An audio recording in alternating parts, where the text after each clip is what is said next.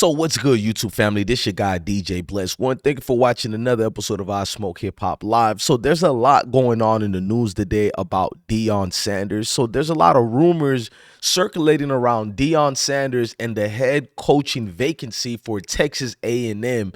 And there's man, look, we're gonna get started. I need y'all to do me one quick favor.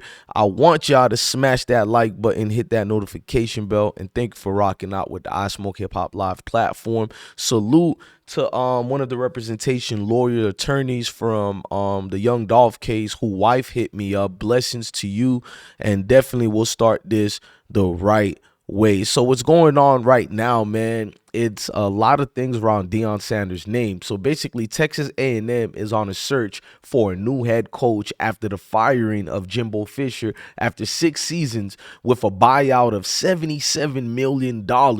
Now, Fisher mostly underachieved since leaving Florida State. We know this, which I don't feel no type of way. I feel like karma is served because I was mad when he left the beautiful state of Florida. But anyways, Fisher is now in a debunked situation of where he basically had no conference titles winning over there. He had no college football players appearance. And let's just be real, that oil money don't just go to Texas University. It also goes to Texas A&M University with those alumni over there. So it was a lot being stampered and bombarded with that. Now, this is what they said basically. Athletic director Ross I'm gonna just say BJ York offered a reason for firing Fisher. He said, "We are not reaching our full potential, and the administration didn't see the trend lines improving." You know what I mean? Basically, we're done with this dude. We just want Coach Prime here right now because that situation went left. And Prime did a move like that athletic director where he reprimanded his offensive line. I mean, actually, the whole entire offensive coordinator, which was Sean Lewis, and he replaced him with Pat Schumer, NFL great. But let's keep it going now. The powers that be in College Station say money is no object for the next head coach. Pay attention to that, because we know people know what can happen to their programs and how revamped it could get if you add Coach Prime to your staff or just to your threshold of your university. Now, let's keep it moving. Now, they're saying like this: they have so much money, they're willing to drop that bag and give it to anybody next available. And, you know, basically, the competition will only get tougher for the Aggies, with Texas and Oklahoma joining the SEC. And we know it ain't no joke over there, man. And you can quickly go from a winning team to a losing team when you hit that SEC conference. It's just studs all around, especially next season. Timing is crucial in hiring the next coach, as the first transfer portal window, which takes place after the regular season in December, lasts 30 days. It's going to last 30 days, y'all. And the early signing period, we already know, is December 20. I thought December 24th, but I think it starts on the 20th. But man, this shows you a lot of people want Coach Prime. Before I keep reading this, Prime is a man who speaks a lot of things, you know what I'm saying? And we trust him, but we know people are humans, and when opportunity comes, they take it. Now, the Oregon coach was known as one of the persons who, you know, is available for the job as well, and he made it emphatically clear why he wouldn't leave Oregon and why he would stay with the Oregon job instead of taking the Texas A&M job, the way we're hearing Deion Sanders' name floating around. Hang on, let's put that right quick.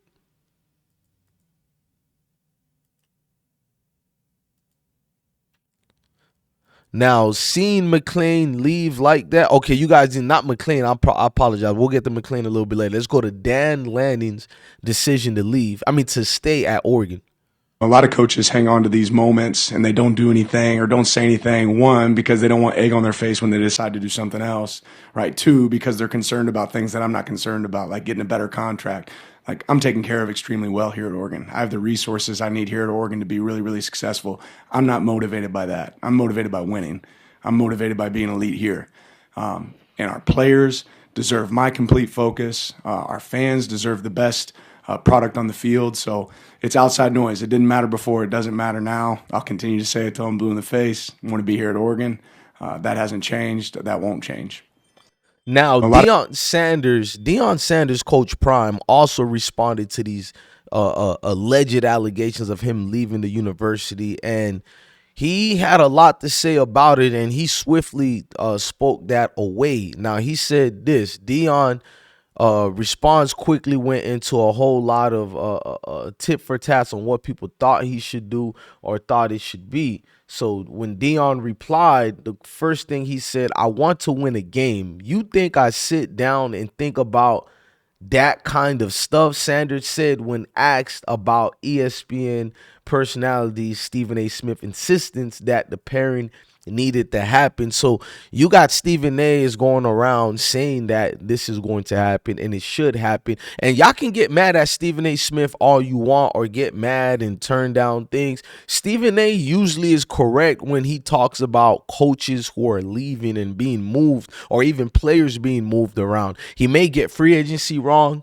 He may get games with the Dallas Cowboys and Pittsburgh Steelers wrong, but when it comes down to players' movements and all that, especially with the Kevin Durant one, that aged like fine wine when he said KD was going to Golden State and KD blasted Stephen A. Smith, but Stephen A. Smith stood on his 10 toes. Now, what this looks like is a case of people are going to speak for Deion instead of waiting and watching, meaning that you're going to have people in the comment sections criticizing me for being a fair journalist, for being unbiased. I'm just literally talking about what's already out there and being said, but people are going to be like, "You're wrong, you're capping, you're lying," as if Deion never left a position before. You dig what I'm saying? Multiple coaches have been in that position, and multiple coaches always say they're not leaving. Sanders got a lot to worry about right now. It's not just the Sean Lewis situation where you got Sean Lewis is taking shots at Coach Sanders, giving alleged information to reporters. We know this is going on.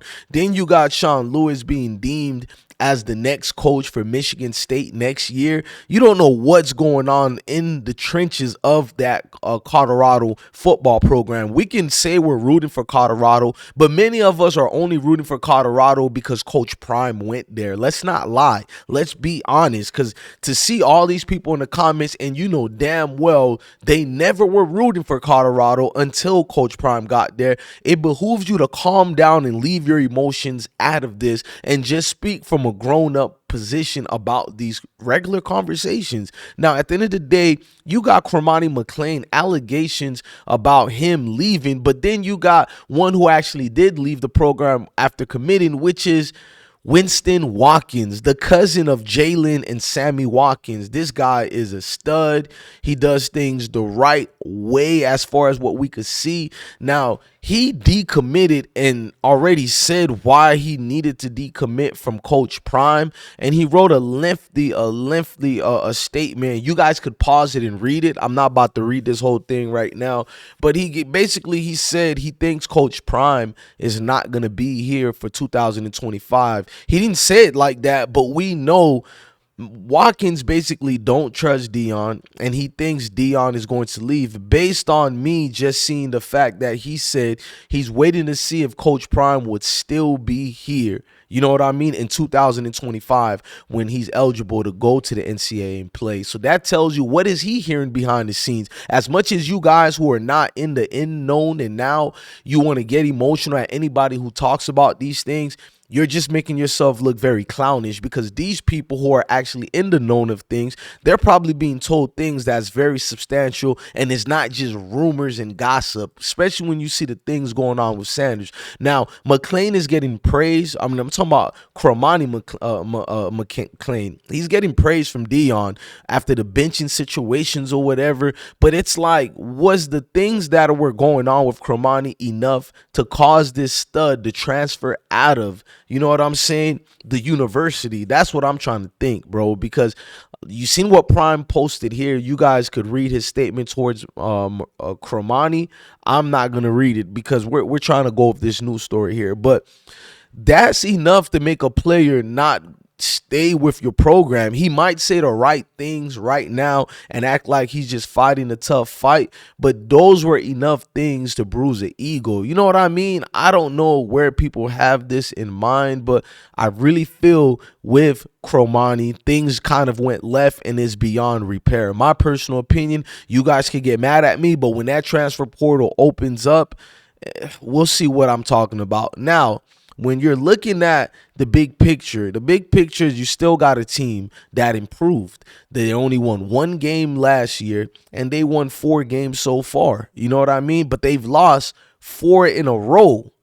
And that's the sticking point to a lot of these things. Losing a game by,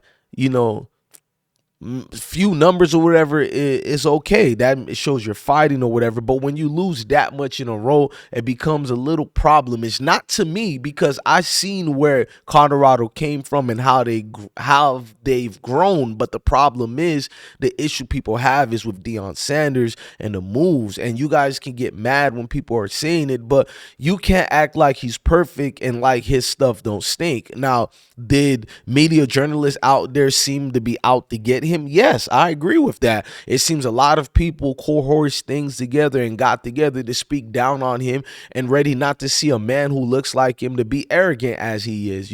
Guys who look like us, we get backlash. But at the end of the day, he did do certain crucial mistakes. And for other people not to speak on them or call them out, it shows your biasness. And it also tells me you're only going to be a cheerleader. And there's nothing wrong being a cheerleader, but stay in a cheerleader position and don't try to confuse in the contrast of things of being a journalist. Now, my heart goes out to everybody involved in this, because this is not news that you want to hear, but it is real information. Blessings to Prime and his students at Colorado, students, athletes, that is. And to anybody who wants to get more further updates, all you got to do is like, share, comment, and subscribe to the I Smoke Hip Hop Live platform. I left the music out of this time on this particular video because I too am a fan and I too take these news coverage serious. Have a blessed day. Peace.